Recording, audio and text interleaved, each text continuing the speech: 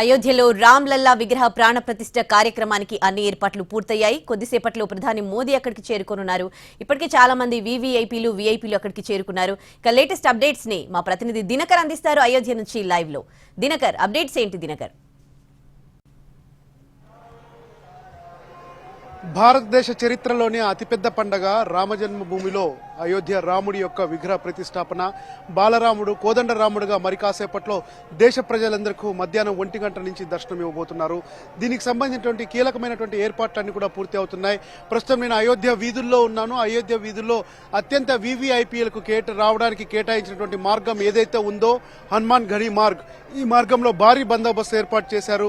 పోలీసులంతా కూడా దాదాపు 25,000 మంది పోలీసులు ఈ కేవలం 2 కిలోమీటర్ల పరిధిలో ఉన్నారంటే అయోధ్యలో ఎలాంటి సంఘటనలు జరగకుండా భారత ప్రభుత్వం కావచ్చు, యూపీ ప్రభుత్వం కూడా చాలా జాగ్రత్తలు తీసుకుంటుందని చెప్పవచ్చు.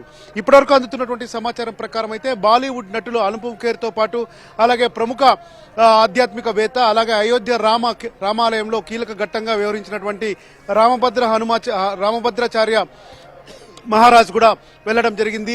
ఆయన ఆధ్వర్యంలోనే మొత్తం అంతా కూడా ప్రక్రియ కూడా జరుగుతుందని చెప్పి రామజన్మభూమి ట్రస్ట్ చెప్పినటువంటి పరిస్థితి ఉంది. మోదీ ప్రధాన కర్తగా ఉండబోతున్నారు. అయోధ్య ప్రాణ ప్రతిష్ఠ కార్యక్రమానికి ప్రధాని నరేంద్ర మోడీగా కర్తగా వ్యవహరించనున్నారు. ప్రాణ ప్రతిష్ఠ మొత్తం మోడీ చేతుల మీదుగానే జరుగుతుంది కనుక వీరిలో 506 మందిని అత్యంత ప్రముఖులుగా ట్రస్ట్ ఎంపిక చేసింది. భారతదేశానికి సంబంధించినటువంటి ఎవరైతే ప్రముఖులు ఉన్నారో, క్రీడా ప్రముఖులు కావచ్చు, ఆ తర్వాత కార్పొరేట్కి సంబంధించినటువంటి ఆఫీసర్స్ కావచ్చు, ఆ తర్వాత పొలిటికల్ గా ఉన్నటువంటి వాళ్ళు కూడా, రాజకీయ ప్రముఖులు కూడా కావచ్చు, వీరందరినీ కూడా ఆహ్వానించింది. వారంతా ఈ వీఐపీ మార్గాల్లో వెళ్తున్నటువంటి దృశ్యాలు ఇక్కడ ఉన్నాయి. మరి కాసేపట్లో 10:25 ప్రధానమంత్రి మోడీ స్పెషల్ ఫ్లైట్ లో ఇక్కడికి రాబోతున్నారు.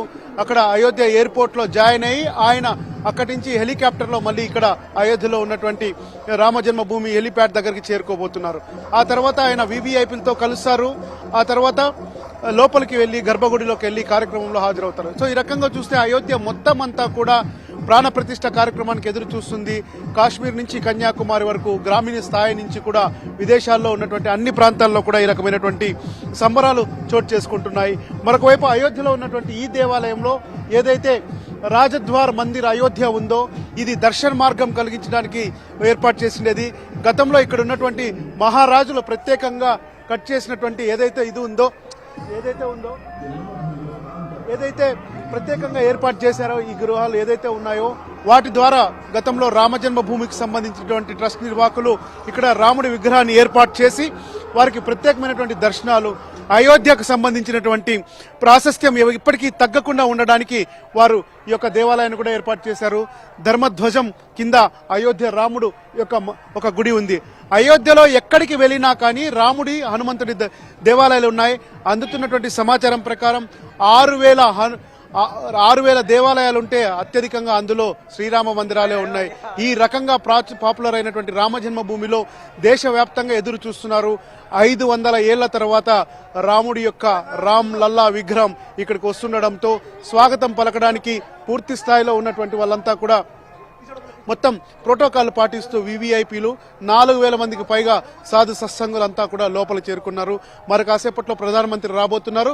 ఆయన వచ్చిన తర్వాత లోపల కార్యక్రమాలన్నింటినీ కూడా రామజన్మ ట్రస్ట్ భూమి నిర్వాహకులు లైవ్ లో అందించాలడానికి సిద్ధమవుతున్నారు. Udayasri, right, thanks for the updates Dinakar. Ayodhya నగరం మరి కాసేపట్లో రామ్లల్లా విగ్రహ ప్రాణ ప్రతిష్ఠ కార్యక్రమానికి ముస్తాబయ్యింది.